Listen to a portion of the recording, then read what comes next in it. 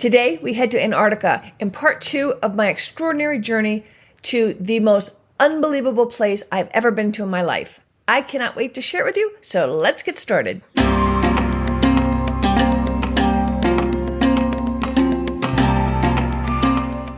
Welcome to the Active Travel Adventures podcast. I'm your host, Kit Parks.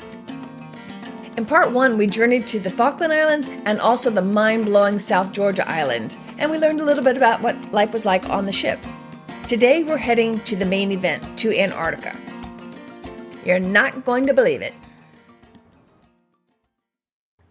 I'm super pleased to announce that after I got back from Antarctica, I was so thrilled with not just the trip, but with the professionalism and the fun and the quality of my Hurtigruten trip that I reached out to their marketing department and said, hey, why don't we work together? I'd love for you to be an affiliate of the Active Travel Adventures podcast and website. And they checked me out. I checked them out. So now we are official affiliates. And so if you would like to continue to see this podcast remain ad-free, one super easy way for you to support the program is to use my links that you'll find on the show notes on your phone. If you're listening on the phone, you just scroll down on the information and you'll see my links there, or on the website, either at resources or on any of the pages where I talk about any of the tours that we've done. And at no additional cost to you, you'll be helping to support the program, and we won't have to listen to ads about mattresses or underwear or gold or all the other items that are promoted on podcasts these days. I hate listening to them, and I assume you do too, so this is a way that we can both be happy and not have ads on the program. Thank you so much. I appreciate it. So again, Hurtigruten, cannot more highly recommend this great company. They go all over the world, and I've got my resources page for Hurtigruten. I'll show you all the different tours they do, and over the course of the next few years, we'll be covering as many of them as we can, as we do with my other affiliates.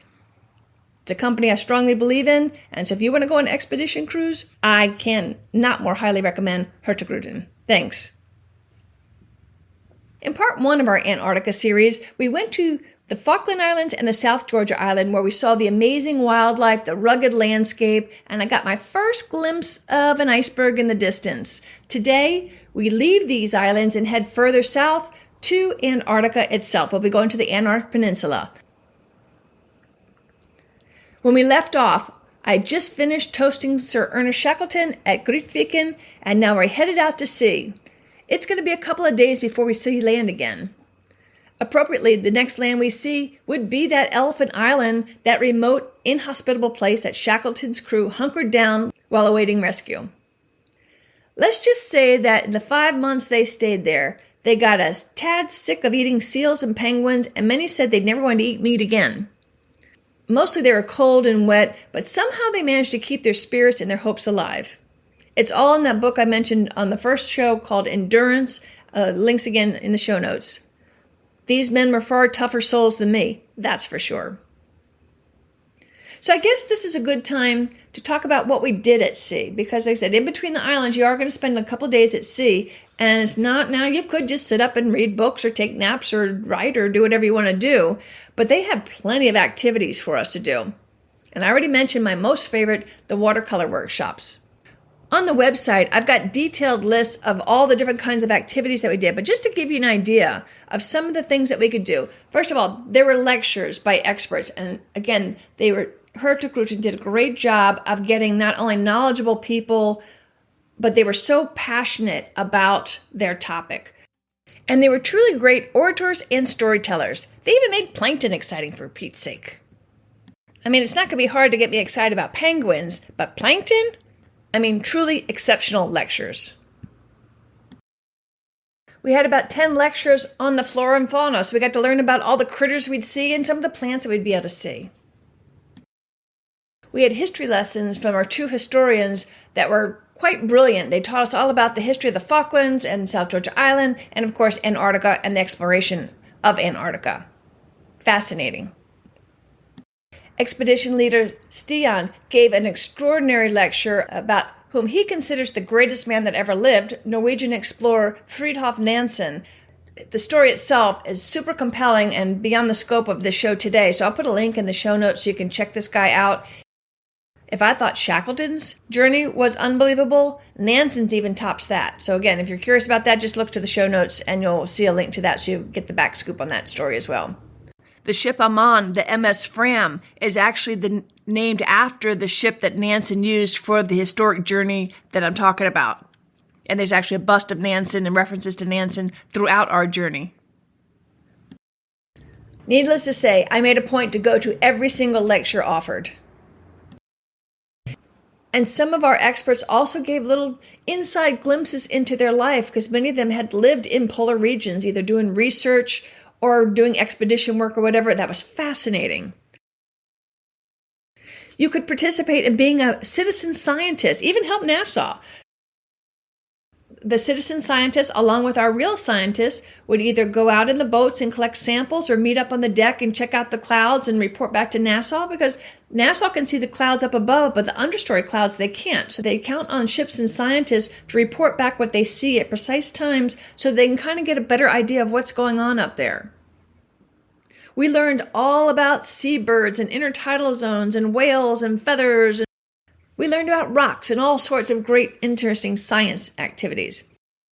In the art workshops, we had watercolor. We modeled clay penguins. There's origami. There's creative writing.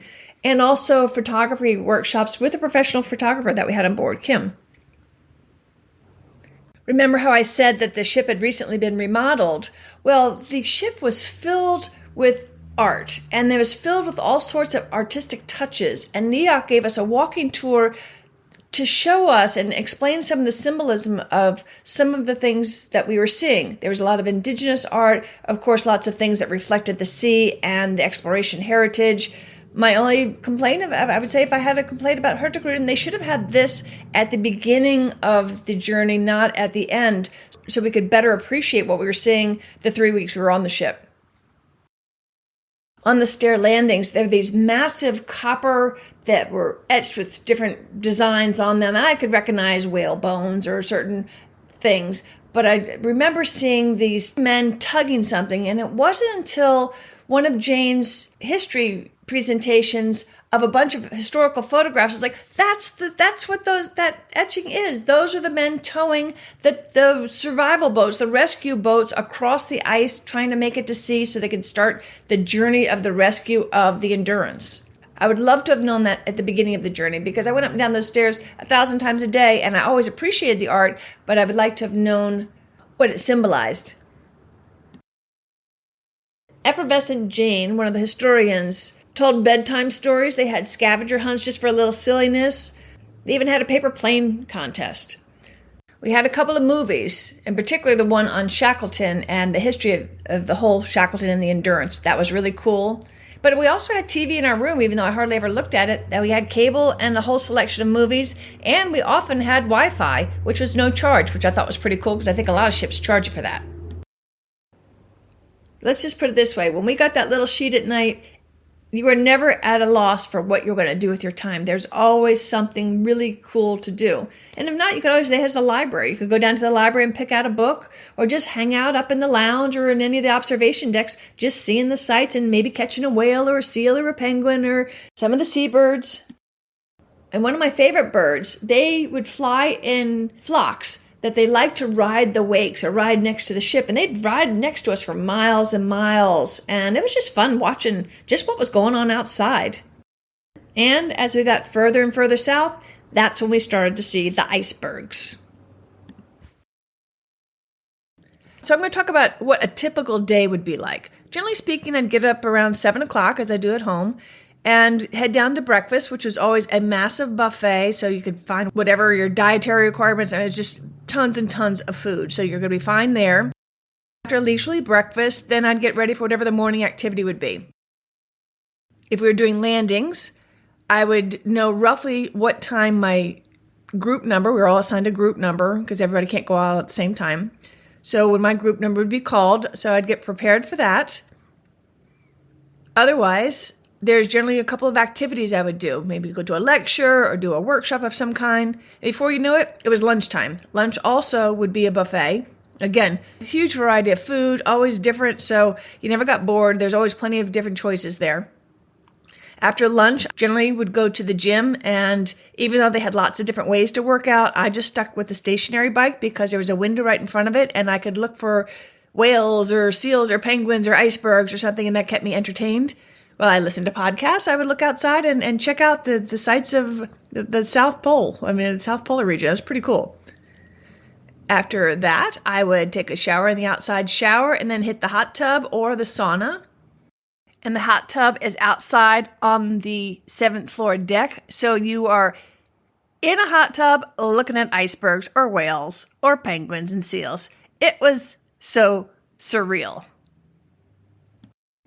And from there, then I'd get cleaned up, and then it was time for the afternoon activities. Again, if we were going to be near land, we would do landings, and that was always, landings were always the big thrill. But if not, there was always some kind of activities. Again, it'll be lectures or workshops or something to keep me occupied and out of trouble until dinner time. And at dinner, we would get a choice of, generally speaking, there's occasionally it would be buffet, but generally speaking, we would get a choice of 2 starters, 2 entrees, and 2 desserts. You had some choice in a really fine meal, beautifully presented, and always tasty. Dinners tend to last a long time. We'd sit there, we'd chat and all that, and by the time I was finished with dinner, it was time for me to turn in, just kind of regroup, get ready for the next day, look at whatever the activities were for the next day, maybe do a little writing, go through my photos, reading. I hardly ever watched TV, even though there was a TV there. And before I just crashed. And the days we were out for almost 3 weeks, they absolutely flew by. But every day was interesting, exciting, and very different. So our first day at sea from South Georgia Island, I see my very first iceberg up close. No more looking like it's a whitecap. This was a beautifully chiseled rectangle that had hints of icy blue whenever the sun hit it just right. And there's a picture of that on the website too, because that one stuck in my mind throughout our trip as one of my favorite icebergs. I thought this first one I saw was huge, but I had to laugh the next day when I was up at the gym exercising on the stationary bike, looking out the window like I always did, and we were sailing past a monster iceberg that dwarfed the one I'd seen the day before. And it's a good thing I didn't promise myself that I would cycle until we passed it, because it took the captain 8 hours to sail past this iceberg. This was the famously named iceberg A76A. It's about the size of South Georgian Island, the place we just left. It's so big you can see it from space. Last year, the original iceberg A76 broke into 3 parts, and so I was seeing part A, which is the largest one of the breakup. Pretty much the ice shelf just broke off into the water. It is something to be seen. But these shelf-type icebergs are not nearly as pretty or sculptural as the ones we'll be seeing soon. As the icebergs break down, the wind in the water carves them into fanciful shapes. And like clouds, you'd see resemblance to something in some of them. Like, for example, we passed by one, everybody's like, dinosaur! You could see the shapes just like you do in the clouds. If I had to pick a favorite day of my trip, it would be our perfect weather day that, because it was exceptionally warm, sunny, and mild, the captain, Tomsky, and crew decided that instead of seeing another penguin colony, we would go into a bay that normally would be too hazardous with all the icebergs, and we would zip around in the zodiacs all around these icebergs. Talk about otherworldly. In my iceberg video, you can see what I'm talking about. Just picture calm bay, filled, I'm not talking dozens, I don't know if it's hundreds, but as far as the eye can see were chunks of sculptural icebergs. Little ones, big ones, little pieces floating in the sea just like a flow. It was just unbelievable. We putted around the icebergs for a while, and then Stian, who was my Zodiac guide that day, asked the driver to shut the engine and told us to close our eyes and just listen for a minute. In the quiet, we could hear that the ice was alive. You would hear groans and cracks and trickles of water as the sun did its job of decomposing the ice. Normally the wind would mask all these magical sounds, but we were blessed with what Stan called a twice-a-season perfect weather day. The weather was so beautiful that the chef got in the act and put together an impromptu barbecue picnic out on the upper deck. Now, we still need to wear our jackets, but we got to enjoy a burger and a beer surrounded by icebergs in Antarctica. Life just doesn't get any better. That day ranks not only as my favorite day of the whole expedition, but I'd say that's in my top 10 days of my life. It was that perfect. So while the icebergs are certainly cool, I haven't yet told you the best part of Antarctica. When we finally reached the Antarctic Peninsula, the captain took us to Brown Bay, which matched its name. Looking out the deck, I said, it didn't look that exciting, and I could only see a few penguins on the beach. The seals aren't down here, so we'd be seeing birds and whales at this point forward until we headed back north. So when we zodiaced ashore, we were told just to walk around the bend. Up close, the rocky cliff that looked kind of boring from the sea was rather interesting, but still, South Georgia won as far as I could see. Then we turned the corner, and tears literally welled my eyes. As far as my eyes could see, and I've had LASIK, so I've got great vision, there were penguins. All the way down this long beach, all the way up the mountainsides, penguins, and more penguins. There were so many penguins, over 200,000 breeding pairs, I think it was. I don't remember if it was breeding or total, but you just never saw so many penguins in your life. Adelie and Gentoo, I think they were.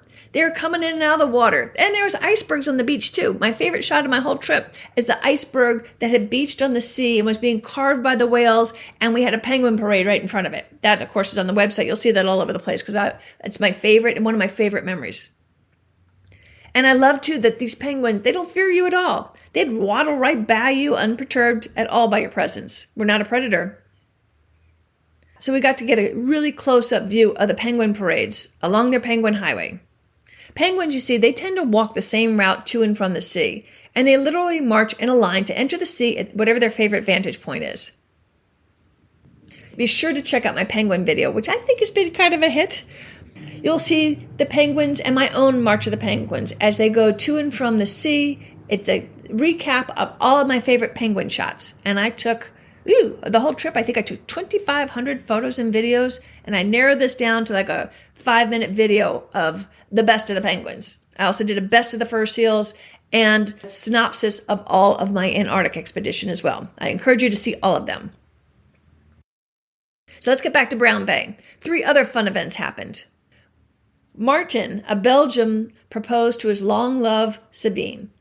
So remember how I told you how strict they are about biosecurity? You can't touch anything. You got to clean everything. So we see him at lunch, and he confessed he committed a sin, and his son was kneeling on the ground to propose to Sabine. He had told Kim, the photographer, who was standing by to capture the moment. Even though they'd been together forever, the two of them being like newly in love, it was really cool to see and to celebrate. Also in Brown Bay, now that we're finally in Antarctica, my new friends Mary and Caitlin brought out a penguin costume that Mary had packed. Every landing in Antarctica, one or both of them put on the outfit, which was a hoot. Mary even wore it for her polar plunge on Deception Island. It's too funny. For the polar plunge, I should say, I volunteered to be the photographer. I did my one and only polar plunge in New Zealand, and that's going to do it for me. Although many people, mostly Europeans, did take that frigid plunge. And for yet more levity, Marianne was simply taking a video of one of the penguins sitting on her nest when the bird stands up, points its rear so it can poop because they try to keep their nest clean. However, unfortunately for its roosting neighbor, the spray goes right in its face, and this bird, looking shocked and shaking his head and saying, "What the heck just happened?" is a hoot. That is in my penguin video too. As Marianne graciously shared the video with me, and that neighbor's penguin face just cracks me up every time I see it. So Brown Bay, fantastic landing and a great start to our visit to Antarctica. I had signed up for as many of the optional activities as I could, and one of them was kayaking in Antarctica. Happily, I was in the first group to go out. We kayaked to Glacier Edge Bay with shorelines and seas filled with penguins. It was surreal to realize I was paddling a kayak in Antarctica. And don't worry, they make sure you're safe and warm. You start with a wool base layer and wool socks, and then they give you a thermal onesie, which is not my best look. And then over this, you put a dry suit that's got neoprene cuffs around your neck and wrists. You just pull up this neoprene suit, and then you put rubber booties on top of that, and you've got a special life jacket, and I'm wearing my wool hat, and you are good to go. One bit of advice I would give you, there are neoprene gloves that are on the paddle. I would recommend wearing smart wool liner gloves underneath because in our case, they decided to let all the Zodiacs out exploring board before putting the kayaks back on. So we were out much longer than anticipated. My hands were getting cold. Not terrible, but Had I had my liners on, I'm sure I would have been much more comfortable. Other than that, I was perfectly toasty and warm. And they're only going to let you kayak when the winds are calm and the swells are mild. So it's really safe, even if you've never been on a kayak before. So if you're not sure if you want to do it or not, trust me, you want to do it, sign up, and you'll be glad that you did. It's one of everybody's favorite things that they did. And while I had a great experience on my kayaking, the last people that got to kayak got to go out on the day that we were in that iceberg bay. Now, how lucky was that? On another Antarctic landing, we got to get super close to the nesting penguins on their pebble nests, and some already had chicks. Absolutely adorable. The best time to see the chicks is January and February. When I got there in mid-December, the penguins were just starting to breed, so I was super excited that I got to see any. I definitely want to go back and see the chicks waddling around. So again, if you want to do that, you want to hit the January-February time frame. And again, I've got the chart on the website. And here's a fun fact about the Gentoo chicks, and another reason I want to go back. For some unknown reason, the Gentoo type of penguin, their parents, make the chicks literally run after them to get fed. Rob, the ornithologist, had a fantastic video showing us this. I would love to see this in person. That is going to have to wait for another day, but what a hoot. You might think that going to see so many penguin colonies would get old, but it really doesn't, as each environment was completely different and we get to see different breeds which would have different habitats and even different stages in their breeding cycle. So it's all really cool. Where we got to see chicks at this one landing, on another the snow still hadn't melted, so A, we got to hike in the snow in Antarctica, that was kind of cool and exciting, and B, the penguins can't lay their eggs in the snow, so they were just standing around waiting for it to melt before they can build or refurbish their rock nests and lay their eggs. Some couldn't wait, and there were some eggs that would never make it. I saw a skua, that's that scavenger bird, snatch one, so that's going to be one less penguin, but one happy skua.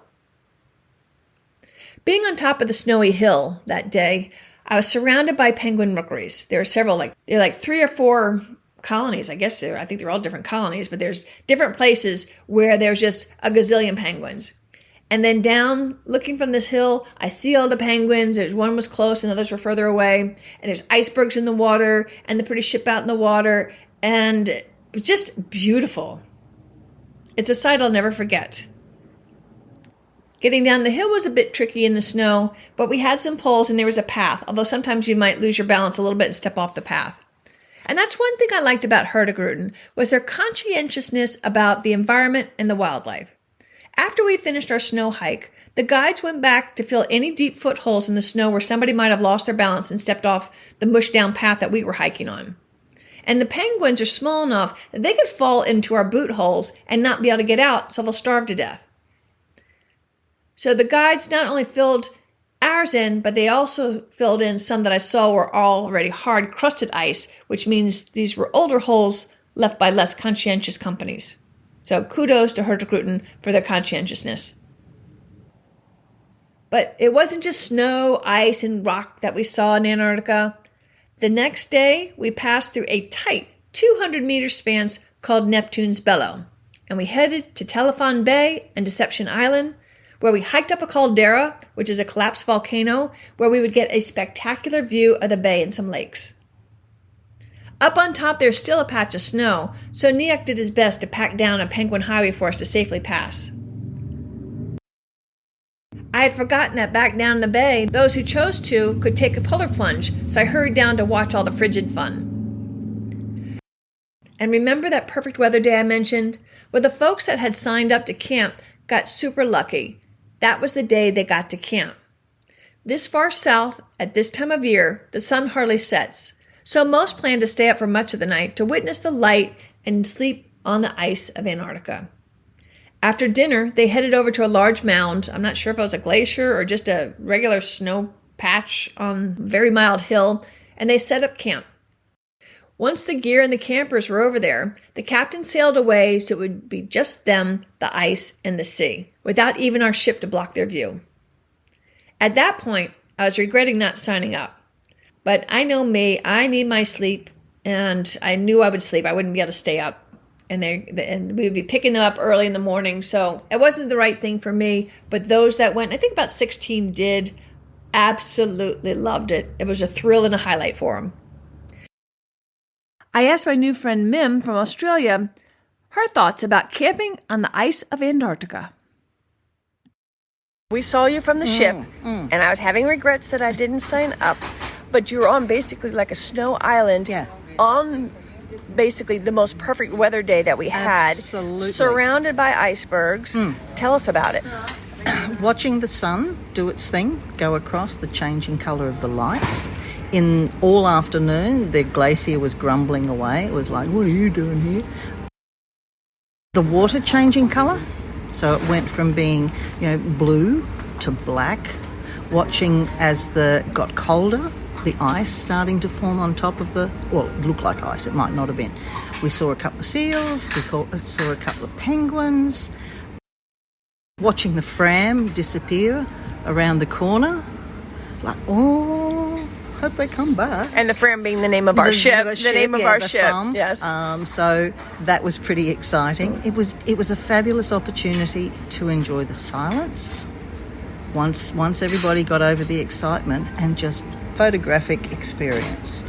I mean, I don't have a good camera, but seeing what other people were able to photograph. The most colour was our tents and our coats. Everything else was all of that variation of white and blue and black. Getting up in the morning and the sun just reflecting off the mountain, just the most brilliant. They glowed. They glowed. Fluorescent, yeah. Yeah, we are here near the summer solstice. Yeah. So the light was virtually all night. All night, yeah. There was only a little while where there wasn't direct light, so it was always diffused. But yeah, I'm really sorry I went to sleep now. I just got tired of standing up, and I was as warm as toast. Just the mental image of thinking where the sun was in relation to us. So here it is going down, and it's going to come up pretty well in the same spot. I think that's the science of it. Right, there's always like a halo glow. Yeah. No matter what time, light. even though it was after sunset, there was always light. And talk about the colors that the light played on the glaciers. On the glaciers. So in the late afternoon, it was really white, like meringue. And then as it got darker, it went to grey, and there were the stripes of blue, and where the crevasses were, it was like really sinister looking, because you just didn't know what was coming out of it. I think the water struck me the most, because where we were, it went really black, like ink. It was pretty cool, yeah. Yeah, from the ship at times, it's like Caribbean blue. Yeah. It's extraordinary. Not like what we'd seen that morning with the glaciers, where all the variations of blues and purples, and even the glaciers themselves. In the bright sun, you get lots of blue and lots of white, but in the night, they evolve into a grey. You wrote a haiku. Could you please read it for us? Okay, so Kathy, I'll try and keep it together.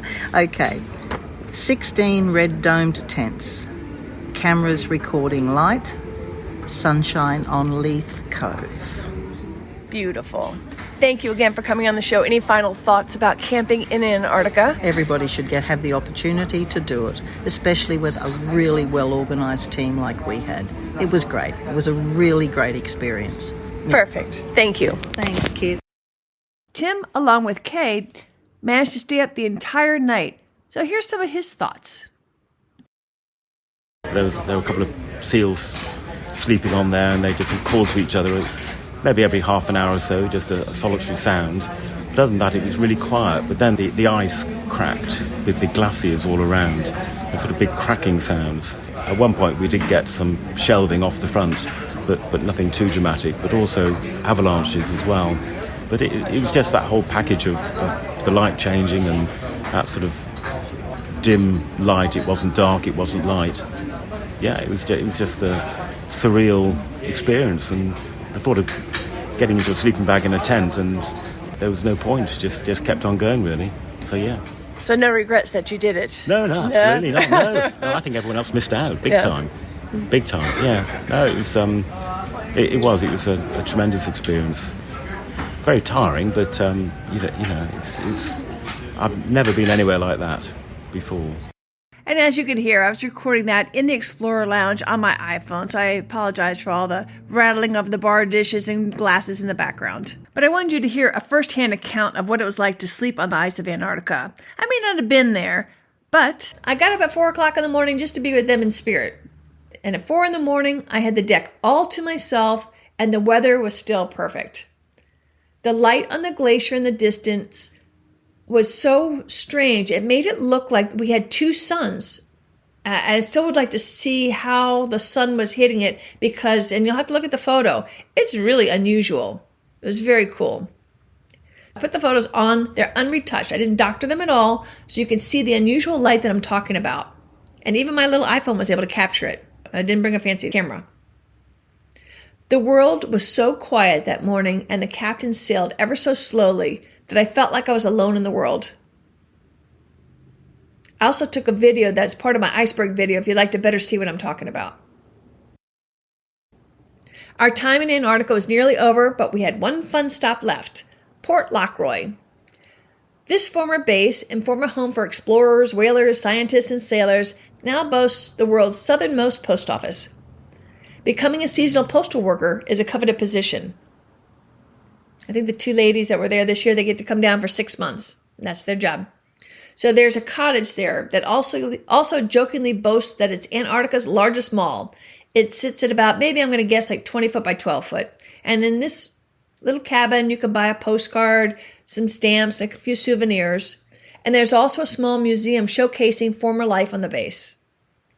But what I found most amusing is that the penguins have discovered that open crawl spaces under the cabin make excellent places to roost.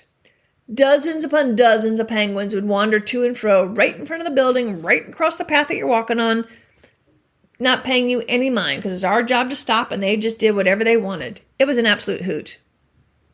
Far too quickly, it was time to return the ship and start making our way home. What an amazing adventure. But there could still be more ahead. We had to cross the Drake Passage, which rather intimidated me. David, the bagpiper, had played one night for us early on in the trip, and some of the songs we all sang along. And there's obviously some talent on our ship, and some of these musical folks got together and planned sort of a Christmas singing event one night. Many were French, so on our last night in Antarctica, we had a sing-along of some Christmas songs in both English and French.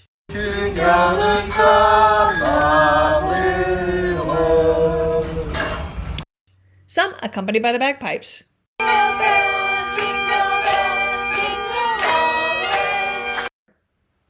What a lovely way to cap off our time in Antarctica.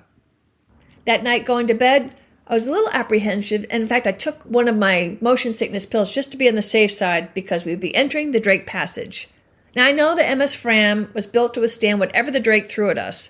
It can take, I think, 15 meter, that's like 45 foot waves, and it has. It can tilt at a ridiculous angle, like 40 degrees. You don't want to be in a boat that does that. And in fact, in an interview with the captain, he said, well, look, whenever the seas are going to be that rough, they're going to reroute. They're going to do some things for the comfort of the people on the ship, not that the ship can't take these kinds of seas. This ship was custom designed for these kinds of expeditions. So I had to have faith in the ship, and I did, but I was a little bit anxious about this Drake Passage itself. It does have the reputation of sometimes having the worst seas in the world. Just to be on the safe side that night before I went to bed, I took a motion sickness pill and put on my relief band. But I was delighted in the morning to wake up to realize that we had gotten, at least so far, because we're going to spend 2 days in the Drake Passage, we had the Drake Lake. There's 3 levels of excitement. The Drake Lake, which is the nice calm seas that I was lucky enough to get. The Drake Shake, where it's a little bit rough, but certainly tolerable. Or the Drake Quake, when it's pretty rough.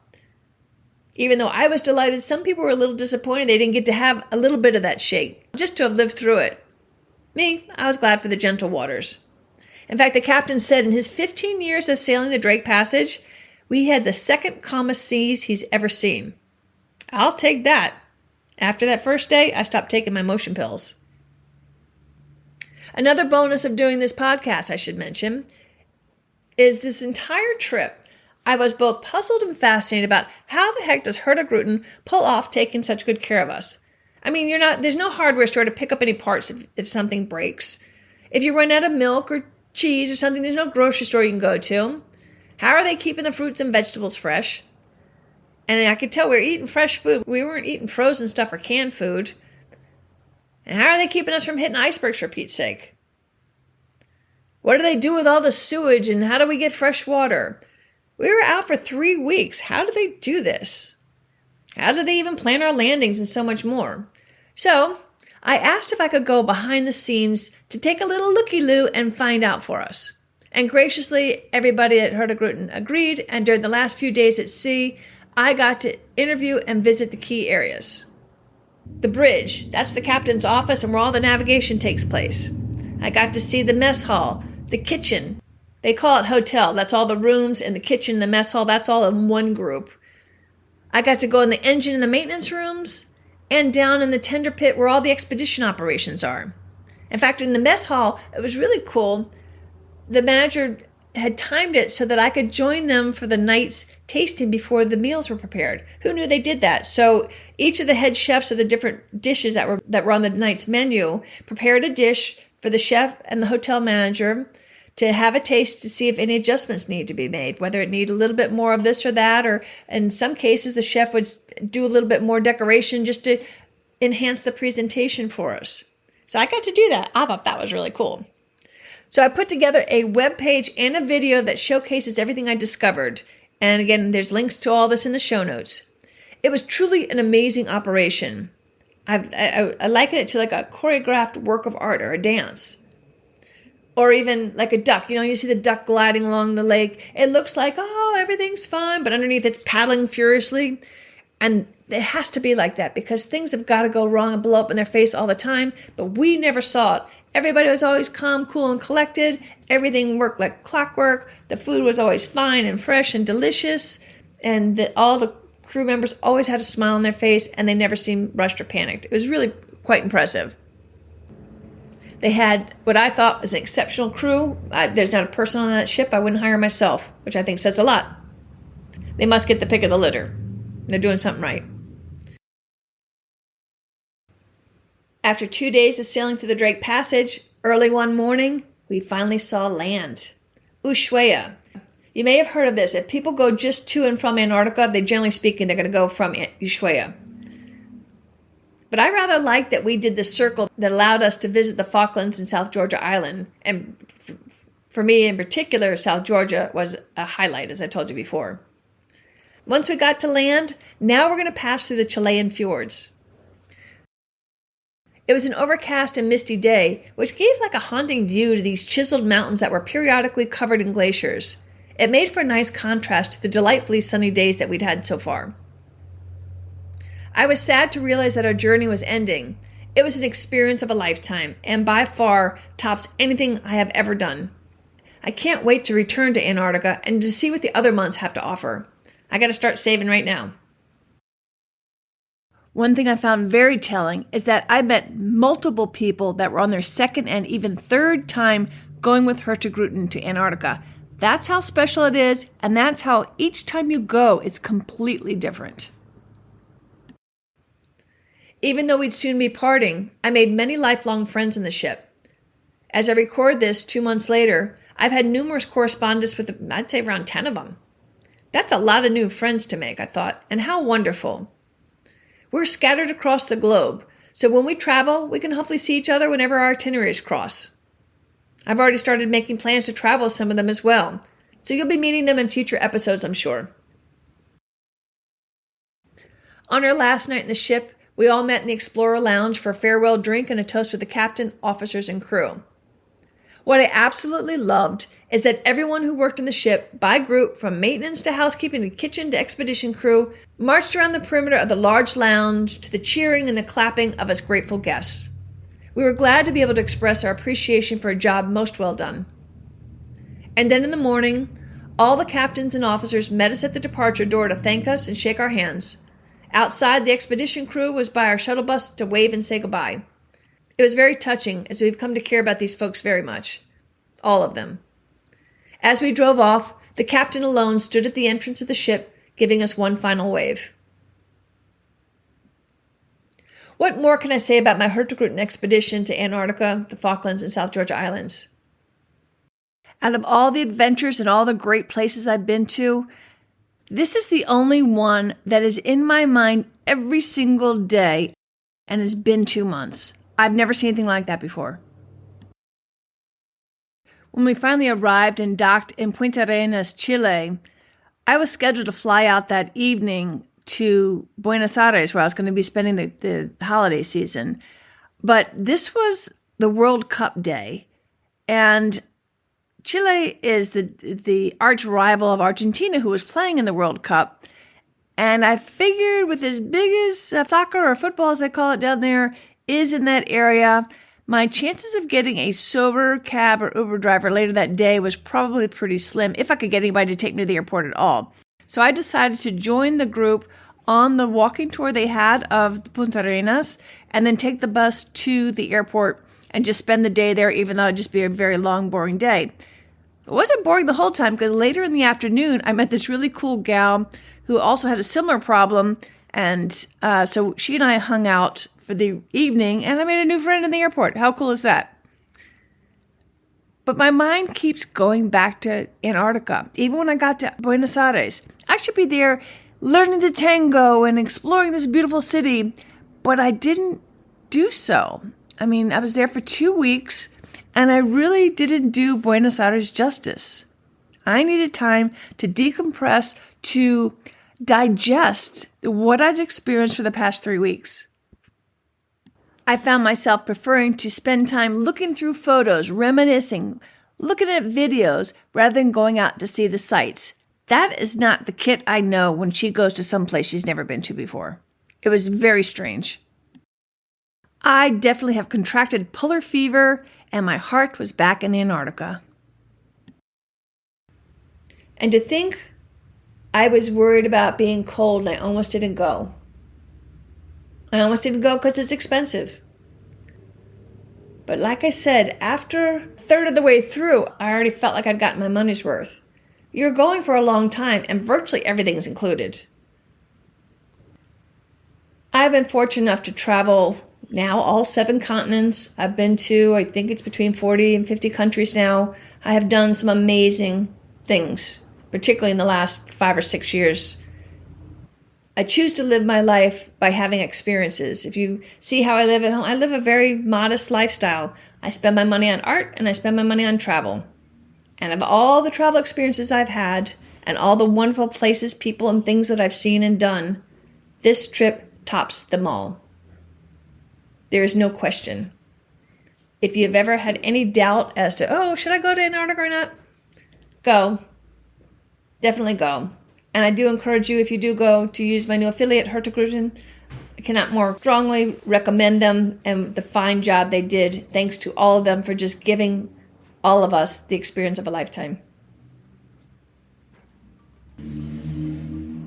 I really appreciate you listening. I strongly encourage you also to go to the activetraveladventures.com website and see for yourself the photos and videos and details that I have about visiting Antarctica, Falkland Islands, and South Georgia Island. I know the photos won't do it justice, but if you see how pretty they are now, just imagine what they must look like in person. Thanks again for listening. Until next time, this is Kit Parks. Adventure on!